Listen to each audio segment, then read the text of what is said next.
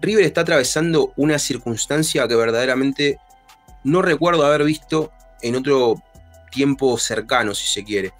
¿Por qué le digo esto? Porque, a ver, vamos a hacer un poquito de revisionismo histórico.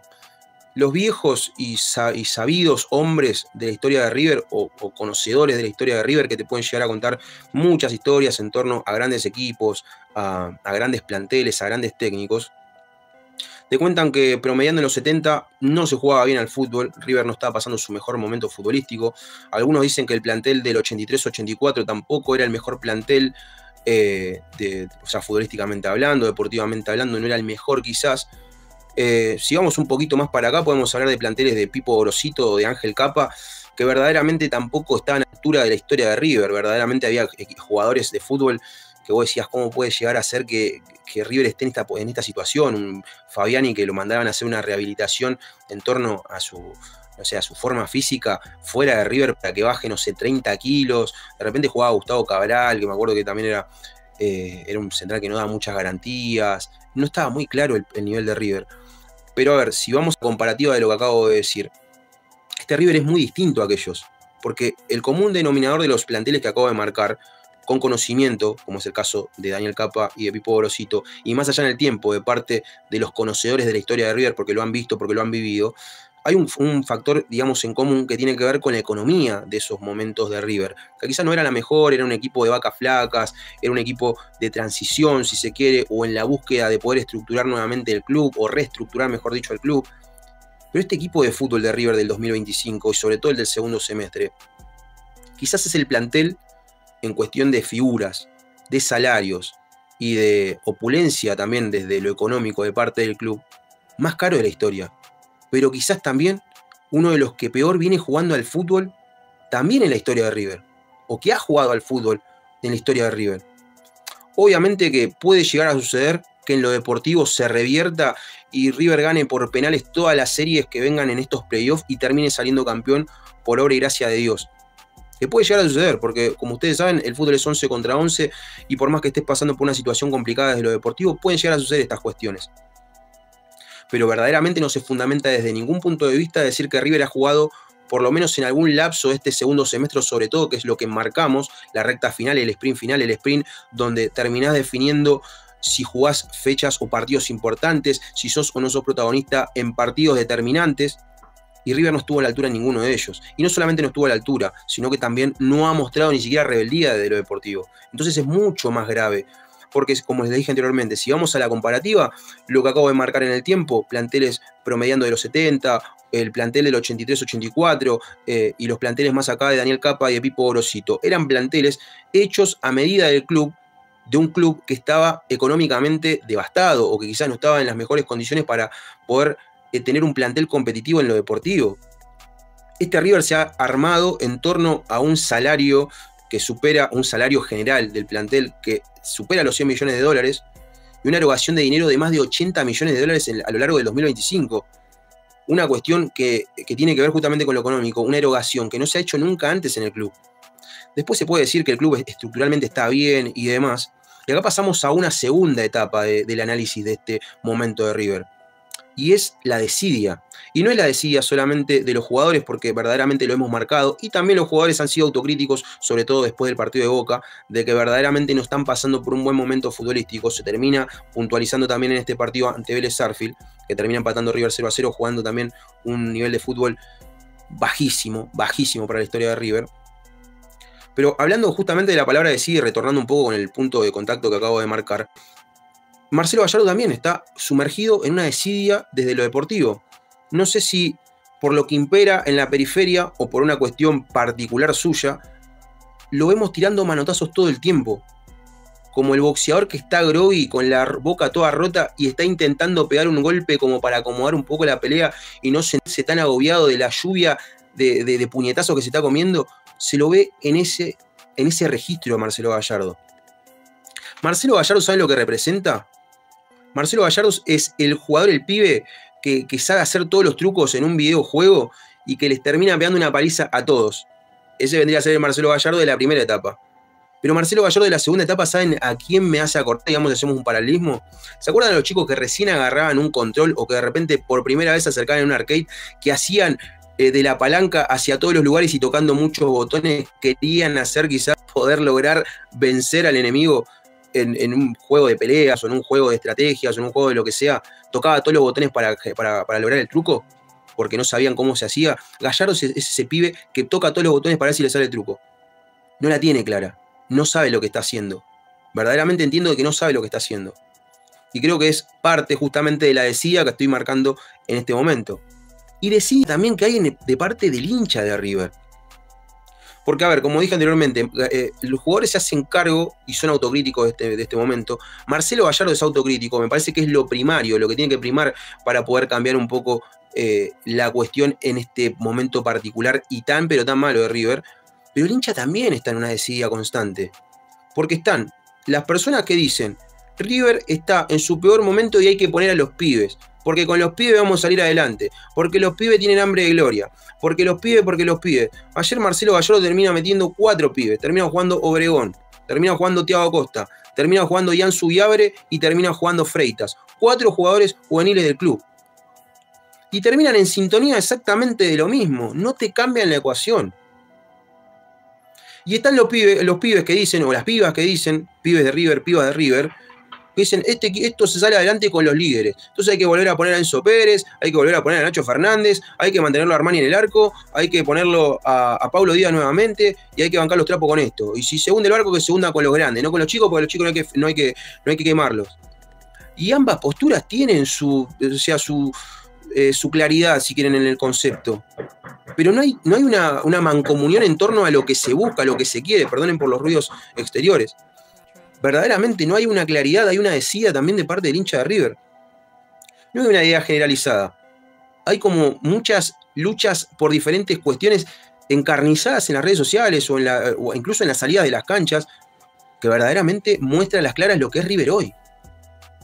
River no sabe si ir hacia adelante con Marcelo Gallardo como técnico. No sabe si quiere a los pibes formando parte de un nuevo proyecto. No sabe si hay que depurar completamente el plantel o no hay que depurarlo. Puede llegar a haber algunas coincidencias en torno a algunos jugadores que verdaderamente han cumplido un ciclo, y no es que lo diga yo, sino que futbolísticamente se ve. Más allá que hoy Enzo Pérez, por ejemplo, sea una ficha puesta, digamos, en el plantel titular o en el 11 titular, hay que entender de que verdaderamente está en una posición de tener que dar un paso al costado, y no porque lo diga yo, no porque sea el dueño de la verdad, sino porque el tiempo pasa para todos, y vos no podés taparle la posibilidad que juegue un pibe como Thiago Costa, que no juegue un pibe como Agustín de la Cuesta. Esos pibes tienen que ir forjándose, tienen que ir fomentando a través de minutos una idea de crecimiento futbolístico. Y un jugador como Enzo Pérez, que tampoco te podés garantizar de que lo tengas siempre, más allá de que te da esta solución, este parche, no termina siendo la solución definitiva en una posición tan importante de River. Más allá de que ayer jugó un partido medianamente normal ante Vélez Sarsfield, no es el Enzo Pérez que hemos conocido en 2017-2018. Está muy lejos. Y el tiempo va quedando cada vez más atrás, ¿eh? Hay cuestiones que tienen que ver con los puntos de contacto que hay entre el hincha de River antagónico al que piensa de que los pibes tienen que ser los protagonistas.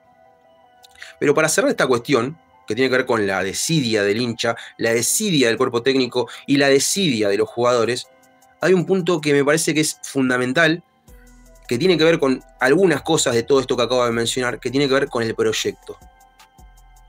Y como hay una desidia muy grande, me parece que el punto en el cual las cosas pueden llegar a cambiar un poco en torno a esta inercia negativa que River está viviendo es en el proyecto, en un proyecto. Y uno dice proyecto y parece que está diciendo algo que es una mala palabra. ¿Por qué? Porque la mayoría de los clubes no buscan proyectos, buscan resultados. Y River obviamente que también busca resultados. El año que viene quiere estar en la Copa Libertadores o quiere estar en la Copa Sudamericana y la quiere ganar.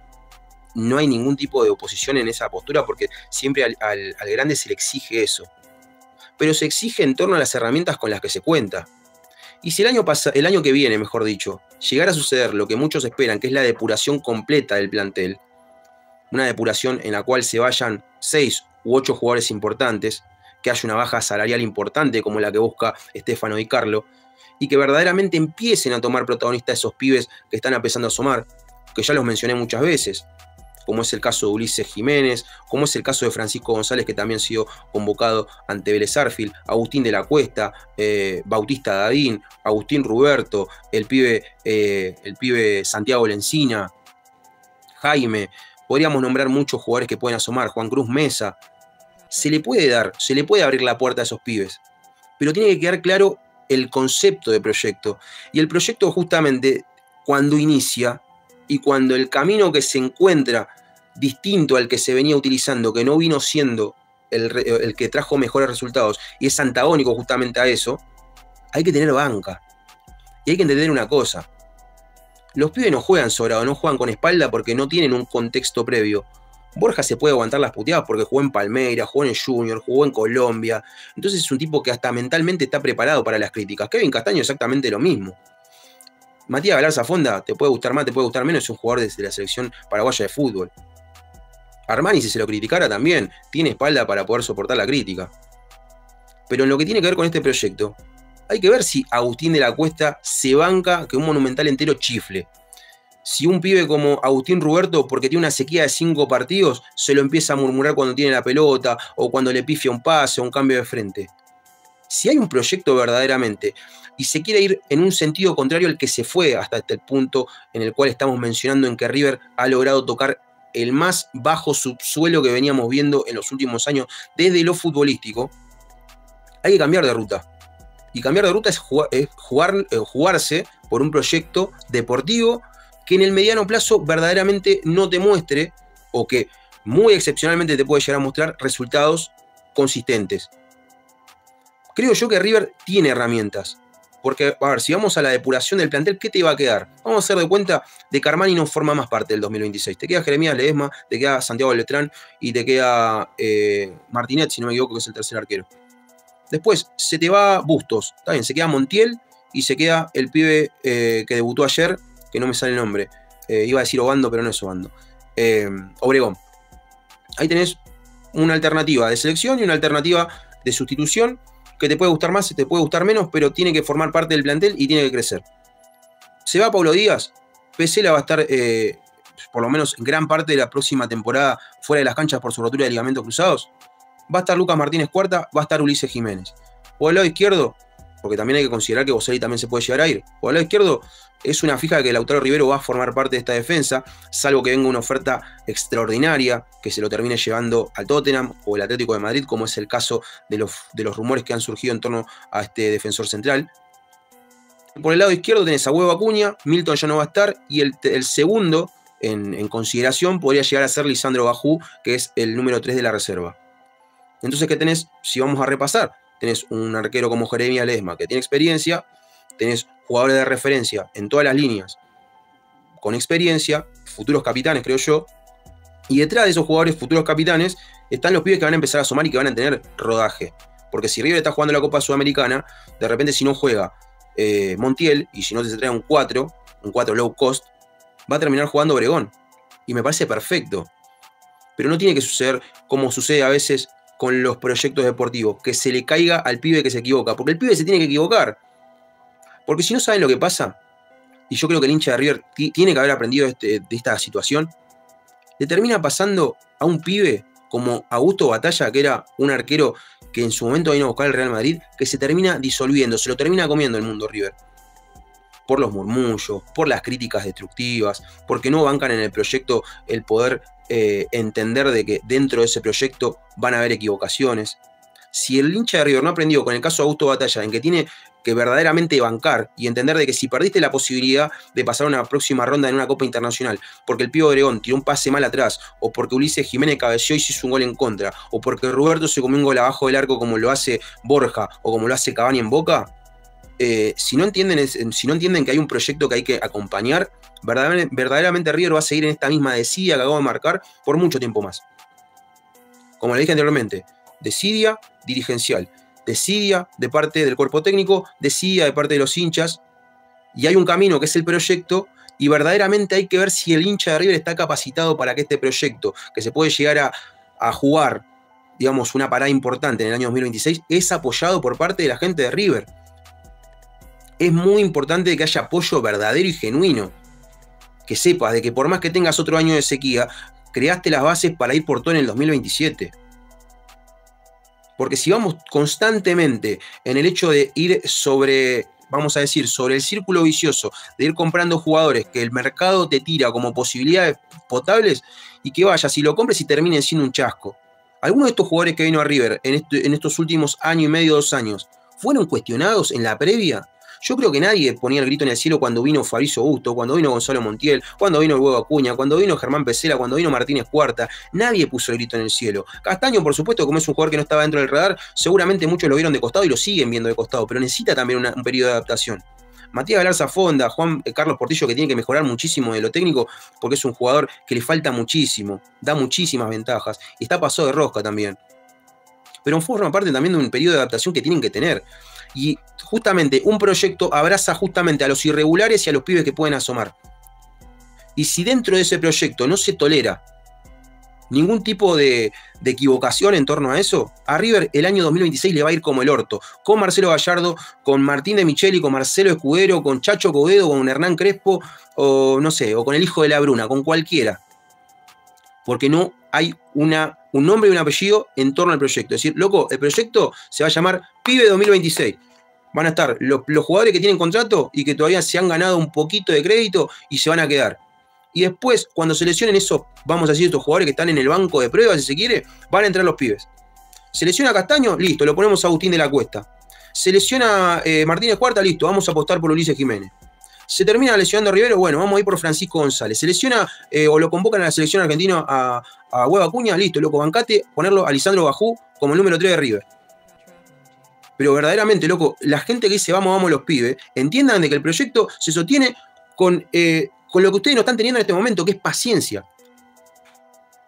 Entonces, para cerrar esta idea que quiero marcar, River es una desidia en todos los aspectos, pero vamos a decir, tiene un camino de salida. Pero hay que ver si verdaderamente el hincha de River está capacitado para que este camino alternativo o este proyecto que puede llegar a surgir a través de 2026, que volver a los planteles austeros de trabajo, de representatividad para con el hincha de River, que históricamente siempre estuvo afianzado o afianzándose en torno también a divisiones inferiores, muy formando parte del proyecto. Pero más allá de esto que acabo de marcar, tiene que haber, dentro de ese proyecto, tiene que haber un respaldo de parte del hincha de River. Entonces, para cerrar, se apuntaron los dardos sobre los jugadores, está bien, y lo reconocieron. Se apuntaron los dardos contra Marcelo Gallardo, y está bien, sí, lo reconoció. ¿Tomará una decisión o no la tomará? Veremos a finales de año, en torno a su continuidad o no. Pero el hincha de River está siendo lo suficientemente autocrítico. ¿Sabe verdaderamente lo que quiere? Porque verdaderamente, cuando vos decís que River no juega nada, y ese River metió, o por lo menos terminó contra Vélez, jugando con 4 pibes, estás hablando que esos 4 pibes tampoco jugaron a nada. Entonces, ¿qué banca un proyecto puede llegar a tener? Si no hay una consideración clara en torno a lo que se está compitiendo. ¿Está bien? Por eso los pibes no tienen contexto para entrar, porque verdaderamente hoy no tienen un contexto para entrar. No tienen un contexto, no hay una pretemporada de por medio, no hay una idea, no hay un pibe que se sienta protagonista porque ya ha sumado minutos, no hay. Pero sí lo puede haber en torno a que el hincha de River banque de verdad la parada.